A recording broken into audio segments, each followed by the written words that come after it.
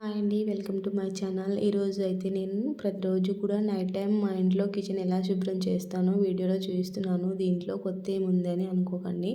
చాలామంది చిన్న చిన్న పొరపాట్లు చేయడం వల్లనే నెగిటివ్ ఎనర్జీ అనేది ఇంట్లో ఉంటుంది. ప్రతికూల ఆలోచనలు అనేవి వస్తూ ఉంటాయి. అలా కాకుండా ఉండాలంటే మీరు ప్రతిరోజు కూడా నీట్గా నైట్ టైం కిచెన్ అనేది శుభ్రంగా ఉంచుకోవాలి. ఎలా అంటే చాలామంది వాళ్ళు తిన్న ప్లేట్లు కానీ, తర్వాత మనం వండిన వంట పాత్రలు కానీ ఏవైనా సరే ఎలా పడితే అలా కిచెన్లో ఉంచేస్తూ ఉంటారు. అలా ఎప్పుడు కూడా ఉంచొద్దు. అలా చేస్తే మనకు లక్ష్మీ కటాక్షం అనేది కూడా లభించదు. ప్రతి ఒక్కరు కూడా వాళ్ళ ఇంట్లో కిచెన్ అనేది శుభ్రంగా ఉంచుకుంటేనే పాజిటివ్ ఎనర్జీ ఉంటుంది. ఇంట్లో అనుకూల వాతావరణం అనేది కలుగుతుంది.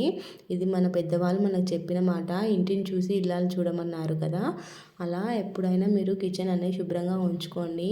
నేనైతే ప్రతిరోజు నైట్ టైం ఇలా శుభ్రం చేస్తూ ఉంటానన్నమాట.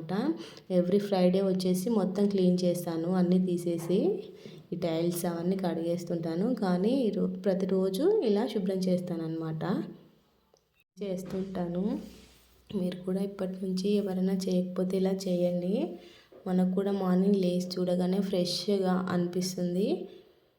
ఇదే ఇట్లా మొత్తం ఒకసారి సర్ఫేసి నీట్గా శుభ్రంగా రుద్దేసుకుంటానన్నమాట.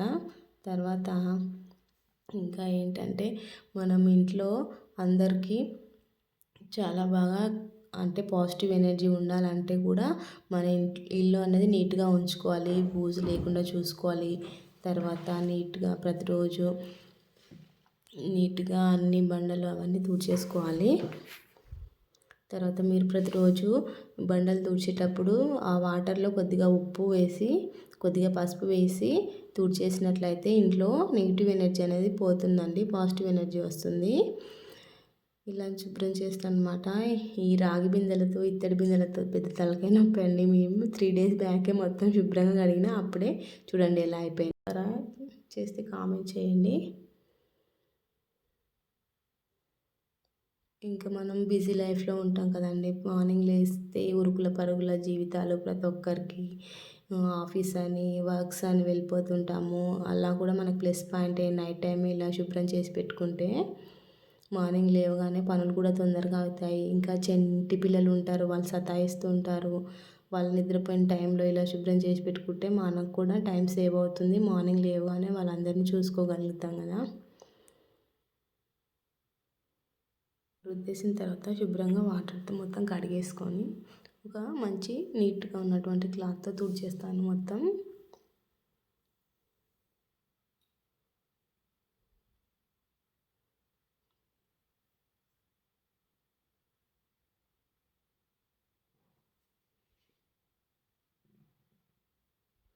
ఇలా నీట్గా తుడుచుకున్న తర్వాత చూస్తున్నారు కదా, ఉంగరపు వేలు మాత్రమే చూస్తున్నాను చూడండి. నేను దాంతో పసుపుతోటి 5, తర్వాత కుంకుమతో వీటి మధ్యన 4, మొత్తం కలిసి 9 అవుతాయి కదండి. అలా బొట్టు పెట్టేస్తాను అనమాట. ఇది లక్ష్మీ స్వరూపంగా భావిస్తాం కదండి మనం పొయ్యిని. అందుకే నేను ప్రతిరోజు ముగ్గు వేస్తాను అనమాట. పూర్వం మన పూర్వీకులు అయితే మట్టి పొయ్యి ఉండేది కదండి. వాటిని అయితే మనము ఇలా అలంకరించేవారు మన పెద్దవాళ్ళు. ఇప్పుడు మనకు అవి అవైలబుల్గా లేవు కదా. ఊళ్ళో ఉన్న వాళ్ళకైతే ఉంటాయి.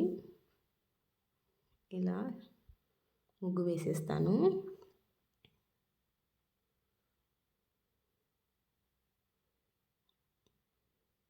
పెట్టేస్తాను అండి. ఇట్లా నీట్గా చేసి ముగ్గు వేసుకున్న తర్వాత యథావిధిగా అన్నీ సర్చ్ చేసి పెట్టేస్తాను అనమాట.